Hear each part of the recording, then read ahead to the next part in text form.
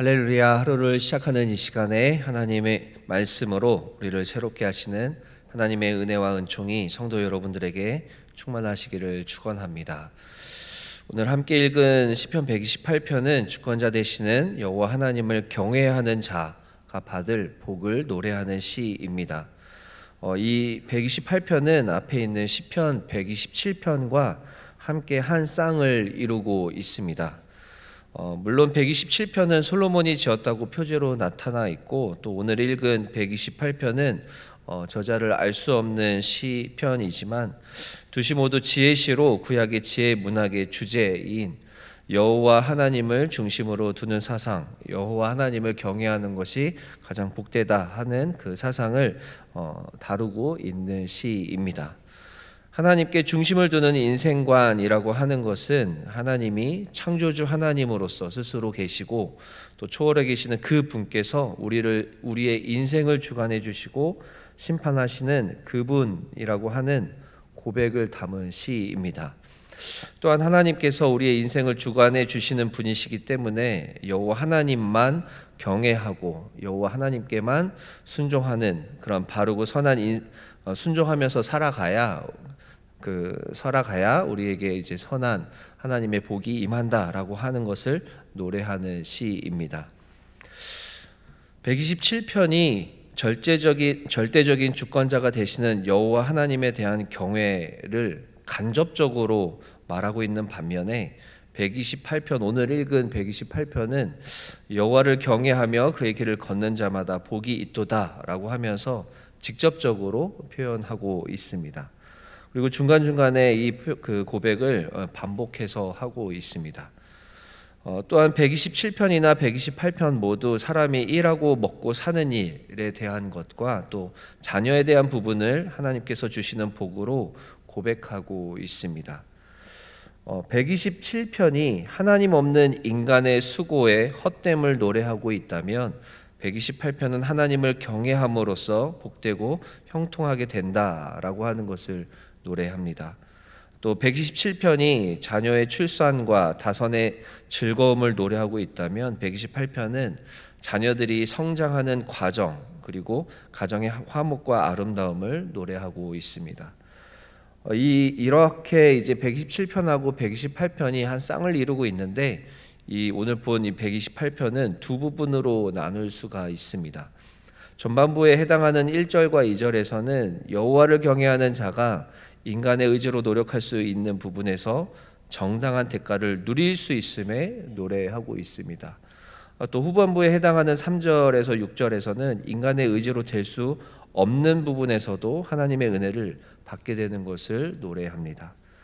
자세하게 보면 3절과 4절에서는 가정의 번성과 화목을 노래하고 있고 5절과 6절에서는 장수의 복을 노래하고 있습니다. 오늘 이렇게 시편 128편을 함께 보면서 오늘 말씀을 통해서 주시는 하나님의 메시지를 함께 살펴보기를 원합니다. 오늘 본문을 통해서 주시는 첫 번째 하나님의 메시지는 하나님을 경외하는 신앙이 복된 가정을 만드는 유일한 길이다라는 것입니다. 하나님을 경외하는 신앙이 복된 가정을 만드는 유일한 길입니다. 1절을 보면 여호와를 경외하며 그의 길을 걷는 자마다 복이 있도다라고 말씀하고 있습니다. 시인은 하나님의 은혜를 누리는 가정이 되기 위한 길로 여호와 하나님을 경외하는 것이 가장 중요하다라고 이야기합니다. 이스라엘의 가장 중요한 지혜 문학인 잠언서에서도 주제가 바로 그것입니다. 여호와를 경외하는 것이 지혜의 근본이다라고 말하고 있습니다. 또 신명기 10장 12절에서도 율법서에서도 이렇게 이야기합니다. 제가 읽어드리겠습니다. 이스라엘아, 내 하나님 여호와께서 내게 요구하는 것이 무엇이냐? 곧 내 하나님 여호와를 경외하며 그의 모든 도를 행하고 그를 사랑하며 마음을 다하고 뜻을 다하여 내 하나님 여호와를 섬기고. 그러니까 여호와 하나님께서 요구하시는 것이 무엇인가? 바로 하나님을 경외하며 하나님의 도를 행하고 섬기는 것이다라고 이야기하고 있습니다. 즉 오늘 시편의 시인은 이스라엘의 율법의 정신이자 지혜의 근본인 여호와 경외를 강조하고 있습니다. 여호와를 경외할 때 삶의 기초가 정돈이 되고 이 토대 위에서 은혜를 받아 누리는 가정이 될 수 있다라고 하는 것입니다. 삶의 많은 부분에 잘 되는 원칙들이 있는 것을 보게 됩니다. 일단 살아가면서 성실해야 되고 부지런해야 되고 상황을 잘 파악해야 하고 포기하지 말아야 되고 신중해야 하고 하는 등의 일반적인 삶을 살아갈 때도 필요한 원칙들이 있는 것을 보게 됩니다. 또 운동선수들이 운동에서 경기에서 이기기 위해서는 또 승리의 비결이 있고 또 사업하시는 분들도 보면 성공하기 위해서는 성공에 합당한 비결이 있는 것을 또 보게 됩니다. 그런데 아무리 뛰어난 사람이라고 하더라도 이 원칙들을 무시하고는 결코 자신이 원하는 결과를 이제 받을 수가 없습니다. 신앙의 영역에서도 이렇게 원칙이 있는 것을 보게 됩니다. 하나님께서 다스리시는 이 세상에서 하나님께서 가장 중요하게 여기시는 원칙을 알지 못할 때 우리는 하나님이 주시는 은혜를 누릴 수가 없습니다. 가장 중요한 원칙이 바로 하나님을 우선순위로 두고 하나님을 경외하면서 사는 삶이다라는 것입니다. 그런데 하지만 많은 경우에 이렇게 하나님의 원칙이 너무나 쉽게 무시되고 있습니다. 하나님을 경외하면서 사는 삶이 우선순위가 아니고 학생들은 학업의 성적이 더 우선순위가 되고 사업하시는 분들은 사업의 성공이 더 우선이 되고 또 직장 다니시는 분들은 승진이 더 우선순위가 되고 또 돈이 더 우선순위가 되고 자신의 계획이 더 우선순위가 되고 사람들의 시선과 인정이 더 우선순위가 되고 내가 가지는 소유가 우선순위가 될 때 우리는 신앙의 원칙에서 벗어나게 됩니다. 하나님을 경외하는 것보다 당장 눈에 보이고 손에 쥐어지는 것이 더 중요해 보이고 필요해 보이고 급해 보이니 우선순위를 놓치게 되는 것입니다. 사역하면서 제가 참으로 안타까운 상황들을 참 많이 보게 됩니다. 예전에 이제 우리 교회가 아니라 전에 있던 교회에서 이제 섬길 때 어떤 청년과 함께 이야기를 하면서 그 친구의 이야기를 좀 들었습니다. 그 청년이 이제 덩치가 굉장히 크고 인상이 좀 험악해가지고 다른 지체들이 이렇게 다가가서 말을 걸기가 좀 어려운 지체였는데 이제 어쨌든 신방을 한번 해야 되니까 가서 이제 이야기를 좀 나눠 보았습니다. 이 친구의 사연을 좀 들어보니까 이제 어렸을 때 아버님이 시골에서 이제 상경을 하셔가지고 이제 상경하셔서 서울에서 이제 생활을 하시다가 이제 결혼을 하시게 되고 이제 의류 사업을 하시게 되었다고 합니다. 이 아버님께서는 그 책임감이 굉장히 강하셔서 이제 가족들에게 뭐 항상 최선의 것을 주기 위해서 열심히 일을 하셨다라고 이제 이야기를 합니다. 들어보니까 이 아버님께서 그러니까 이 청년의 아버님께서 거의 뭐 하루에 2-3시간씩밖에 못 주무시면서 일을 하셨다라고 이야기를 합니다. 결국에는 그렇게 일을 열심히 하셔서 그런지 굉장히 결과적으로 의류 사업을 하셨는데 굉장히 큰 회사를 이제 만드시게 되었고 우리나라에서 손에 꼽히는 의류 사업의 어떤 그 회장님이 되셨다라고 이야기를 하는 것이 이제 들었습니다. 근데 처음에는 이 아버지께서 이렇게 열심히 일을 하셨던 이유가 무엇이었는가 보면 이제 이 가족들이 누군가에게 무시당하지 않기 위해서 떵떵거리면서 살게 해주고 싶어서 그렇게 열심히 일을 해서 이제 돈을 많이 벌고 이게 이제 최선이라고 생각해가지고 열심히 사셨다고 합니다. 근데 나중에 사업이 번창하고 회사가 커지고 오히려 이제 삶에서의 영역이 커지다 보니까 가족보다는 이 회사 일에 더 이 아버님의 신경이 더 우선순위가 되었다라고 합니다. 그러다 보니까 가정에서 이제 안에서 조금씩 삐그덕 하다가 이제 결국에는 이 아버지하고 어머니하고 헤어지시게 되고 본인도 어떤 그런 이제 집안의 무관심한 아버지 속에서 힘든 학창 시절을 보내고 그러면서 이 아버지와의 관계가 더 멀어지게 되고 그 아버님이 점점 이제 폭력적이 되었다라고 합니다. 그러다 보니까 이제 본인이 이제 구타를 당하는 일도 많았었고 이런 일을 겪으면서 이 친구가 이제 아버지한테 맞으면 안 되겠다 하는 마음으로 운동을 굉장히 열심히 했다고 합니다. 그러니까 이제 덩치는 커지고 이제 인상이 험악해지고 마음은 이제 불편해지는 거죠. 그런데 아버지의 사업은 굉장히 번창해서 뭐 이름만 대면 다 알 수 있는 그 회사가 되었다라고 합니다. 그러면서 결국에는 나중에 어찌저찌 해가지고 아버님께서는 이 회사를 다 그러니까 다른 분에게 이제 넘기시고 이제 미국으로 넘어가셔서 생활을 하시고, 본인은 이제 한국에 남아서 자신의 일을 해 나가면서 지금 지내고 있었다라고 하는 이야기를 들었습니다. 그런데 이제 이 친구가 계속해서 이제 하는 이야기가 무엇이냐면, 이제 결혼 정년기가 돼서 결혼을 해야 될 것 같은데 결혼을 하기가 두렵다라는 것입니다. 왜냐하면 결혼을 해서 가정을 꾸리면 가정을 행복하게 해주기 위해서 일을 열심히 해야 될 것 같고, 본인도 돈을 어느 정도 잘 버는 사람이 되어야 될 것 같은데, 본인이 본 모습은 그 아버지가 열심히 일하는 모습만 보았으니 저 정도는 일을 해야 돈을 벌 수 있을 것 같고, 저렇게 열심히 살면 돈을 벌 수는 있을 것 같은데 가정이 이렇게 약간 깨어진 경험을 하다 보니 그것도 좀 두렵고, 이런 상황에서 기도하면서 어떻게 지내야 될지 모르겠다라고 하는 이야기를 제가 들었습니다. 처음에는 이 아버지께서 가정을 위해서, 가정이 화목하기 위해서, 그냥 남한테 무시당하지 않기 위해서, 가정에 가장 좋은 걸 해주기 위해서 열심히 일을 하셨는데, 처음에 시작했던 것들이 그렇게 가정을 위해서 시작을 했는데 나중에는 이제 주객이 전도되어서 오히려 가정이 이제 망가지게 되는 이런 일들을 보면서, 가정이 화목하려면 어떻게 해야 하는가라는 질문에 대해서 하나님을 먼저 경외하고 집이 정돈되는 게 먼저 중요한데, 이 아버지는 집에 돈이 많으면 행복할 줄 알고 그냥 돈만 많이 열심히 벌으셨다라고 하는 것입니다.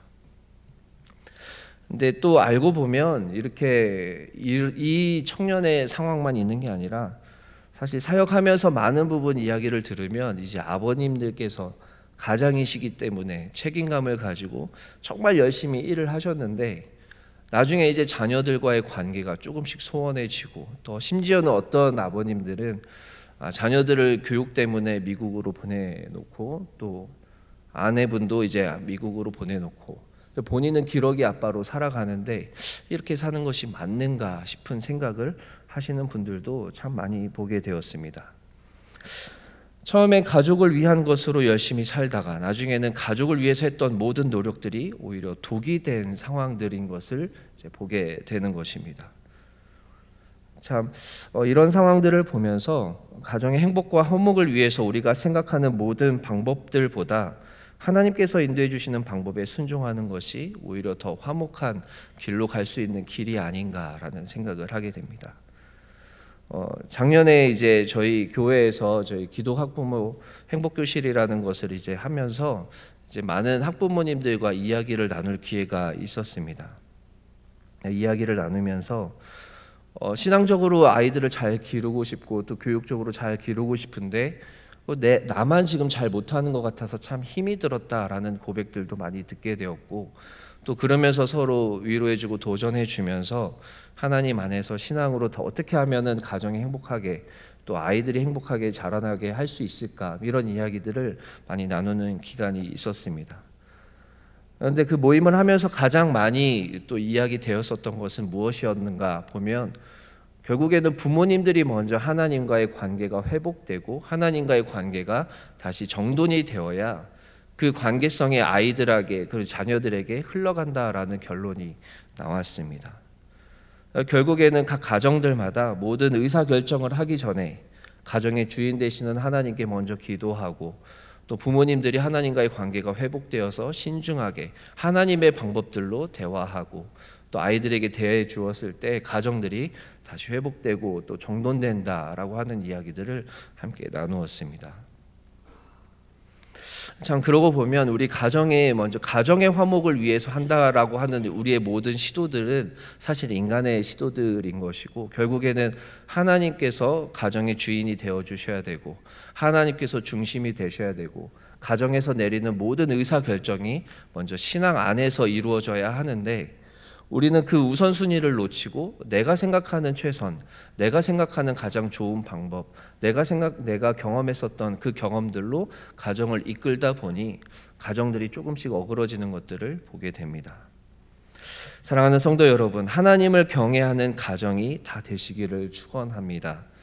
하나님을 중심으로 여러분들의 모든 가정이 다 정돈이 되고 하나님을 중심으로 의사결정을 내리시고 가정에 문제나 위기가 있을 때 사람의 지혜가 아니라 하나님께 지혜를 구하면서 그 문제가 해결되는 것들을 여러분들께서 다 경험하시기를 축원합니다. 오늘 본문을 통해서 주시는 두 번째 하나님의 메시지는 우리가 수고한 만큼 먹을 수 있음에 감사해야 한다라는 것입니다. 우리가 수고한 만큼 먹을 수 있는 것도 감사의 제목입니다.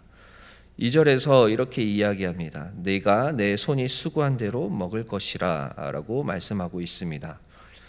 많은 학자들이 이 말씀이 시편 127편의 1, 2절과 대꾸를 이루고 있다라고 이야기합니다. 시편 127편의 1, 2절은 이렇게 되어 있습니다. 여호와께서 집을 세우지 아니하시면 세우는 자의 수고가 헛되며 여호와께서 성을 지키지 아니하시면 파수꾼의 깨어 있음이 헛되도다. 너희가 일찍이 일어나고 늦게 누우며 수고의 떡을 먹음이 헛되도다. 그러므로 여호와께서 그의 사랑하시는 자에게 잠을 주시는도다. 이 시편 127편의 말씀을 보면 우리가 수고한 만큼 먹을 수 있는 것도 은혜다라는 생각이 듭니다. 시편 127편에서 얘기하는 것은 아무리 우리가 수고하고 노력을 해도 하나님께서 인도해 주시지 않으면 그 결과가 없다라는 것을 이야기하고 있기 때문입니다. 저도 이제 조금 세상을 살면서 이제 느끼게 되는 것은 정말 우리의 노력과 의지만큼 어떤 결과가 나오기도 쉽지 않다라는 것을 참 많이 느끼게 됩니다. 정말 최선을 다해서 어떤 분들은 사업을 하시고 또 관계를 만들려고 애를 쓰시고 또 애를 써도 노력한 만큼 결과가 얻어지는 경우가 많이 없는 것을 보게 됩니다. 특히 이제 저도 이야기를 들으면서 사업하시는 분들 이야기를 들으면 정말 하루하루가 그냥 시퍼런 하루하루가 된다라는 이야기를 많이 듣습니다. 누구보다 열심히 준비하고 모든 만반의 준비를 다 해놓아도 알 수 없는 변수 때문에 사업이 잘 되지도 않고 또 정말 예상치 못한 일들이 벌어지면서 이 일들이 어그러진다라는 이야기를 들었을 때 저도 참 이게 참 쉽지 않은 일이구나 이런 것들을 많이 느끼게 됩니다.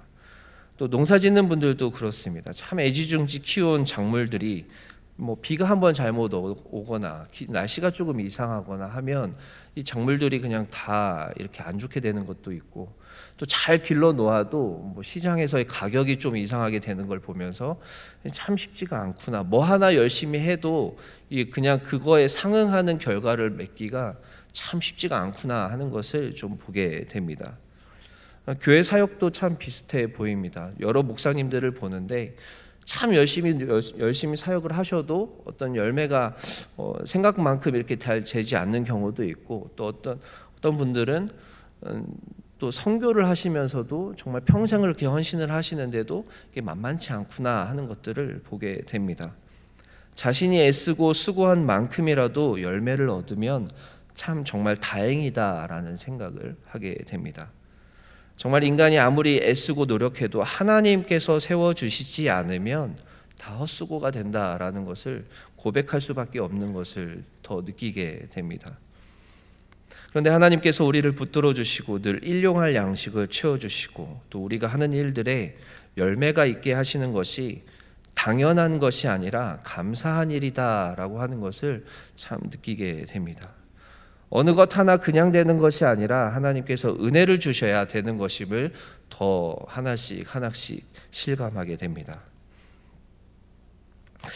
작년에 우리 교회에 왔었던 이제 지선이라고 하는 찬양 사역자가 오셔가지고 이제 찬양을 이제 많이 불러주셨는데 그때 은혜라고 하는 그 찬양의 가사가 아직도 참 기억에 많이 남고 또 우리 교회에서도 많이 부르고 있는 것으로 알고 있습니다. 제가 새벽에 그 찬양을 부를 수는 없고 그냥 그 가사를 다시 한번 읽어보기를 원합니다. 내가 누려왔던 모든 것들이, 내가 지나왔던 모든 시간이, 내가 걸어왔던 모든 순간이 당연한 것이 아니라 은혜였소. 아침 해가 뜨고 저녁에 노을 봄의 꽃향기와 가을의 열매 변하는 계절의 모든 순간이 당연한 것이 아니라 은혜였소. 내가 이 땅에 태어나 사는 것, 어린아이 시절과 지금까지 숨을 쉬며 살며 꿈을 꾸는 삶이 당연한 것이 아니라 은혜였소.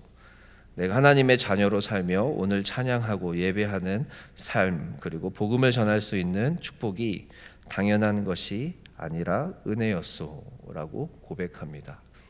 마지막마다 당연한 것이 아니라 은혜였다라고 하는 고백이 오늘 시편 128편의 이 고백과 참 맞닿아 있다라는 생각이 듭니다. 사랑하는 성도 여러분, 성도 여러분들께서 하루하루 성실하게 살아가시면서 수고하실 때 얻게 되는 모든 열매들이 사실 당연한 것이 아니라 하나님의 은혜였음을 고백하는 하루가 되시기를 축원합니다. 우리가 하루를 살아도 아무 일 없이 아무 사고 없이 건강하게 보낼 수 있는 것이 하나님의 선물이고 은혜입니다. 우리가 이렇게 기도할 수 있는 것도, 하나님 앞에서 예배할 수 있는 것도, 일할 수 있는 것도, 건강을 주신 것도 다 하나님이 주신 은혜인 줄로 믿습니다. 오늘 하루의 삶을 살아가시면서 하나님의 은혜를 충만하게 느끼며 감사드리는 하루를 보내시기를 축원합니다. 함께 기도하시겠습니다.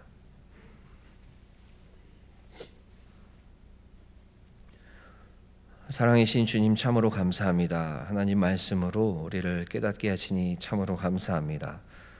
오늘 시편 말씀을 통하여 하나님을 경외하며 살아가는 것이 하나님이 원하시는 것이고 지혜의 근본이며 가정이 행복할 수 있는 비결인 것을 알게 하시니 감사합니다. 우리가 늘 하나님을 경외하면서 거룩한 삶을 살 수 있도록 인도하여 주시옵소서. 또한 우리가 매일 성실하게 살며 수고하고 있을 때에 얻어지는 열매들도 당연한 것이 아니라 하나님의 은혜임을 알게 하시니 감사합니다. 하나님께서 주시는 하루의 시간과 건강과 가족과 인생 모든 것이 다 하나님이 주신 은혜인 것을 알고 감사하는 하루를 보낼 수 있도록 인도하여 주시옵소서. 하나님, 연약하고 죄 많은 그리고 자격 없는 우리를 택하셔서 늪과 같은 죄로부터 구원해 주시니 감사합니다. 우리가 하나님 안에서 많은 은혜를 누리게 하시니 그것 또한 감사합니다. 자격 없는 우리에게 하나님의 구원과 복음을 주시고 십자가의 사랑을 주시고 하나님 나라의 사명을 주셔서 하나님 나라를 함께 세워갈 수 있는 역할과 사명을 우리에게 주시니 감사합니다. 우리가 하나님께 받은 은혜와 복을 기억하면서 우리에게 맡겨주신 역할과 사명을 다할 수 있도록 날마다 힘과 용기와 지혜를 더하여 주시옵소서. 그래서 우리가 많은 사람들을 살리고 또 생명을 살리는 일들을 즐겁게 감당할 수 있도록 인도하여 주시옵소서. 주님의 권속들 가운데 여러 가지 문제를 안고 있는 성도들이 있습니다. 간절한 기도의 제목들이 있습니다. 건강의 문제, 재정의 문제, 관계의 문제, 가정의 문제들이 있지만 하나님께서 역사해 주셔서 하나님의 살아계심을 경험할 수 있도록 인도하여 주시옵소서.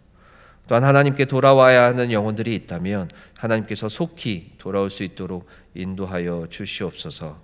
하만나 기도회가 계속 진행 중에 있습니다. 하나님을 구하고 찾고 두드리는 이 모든 성도들을 하나님께서 만나 주시고 그 모든 성도들이 하나님 안에서 새로운 하나님을 더 경험하고 더 충만한 은혜를 누릴 수 있도록 성령 충만해질 수 있도록 하나님이 인도하여 주시옵소서. 말씀 전하시는 담임 목사님께도 성령의 충만함을 허락하여 주셔서 하나님의 말씀이 온전히 선포되게 하시고 듣는 우리들도 마음밭에 그 말씀을 잘 받아서 말씀의 열매를 맺을 수 있도록 인도하여 주시옵소서. 오늘 하루의 삶을 하나님께 맡겨드립니다. 사랑이신 예수 그리스도의 이름으로 기도드립니다. 아멘.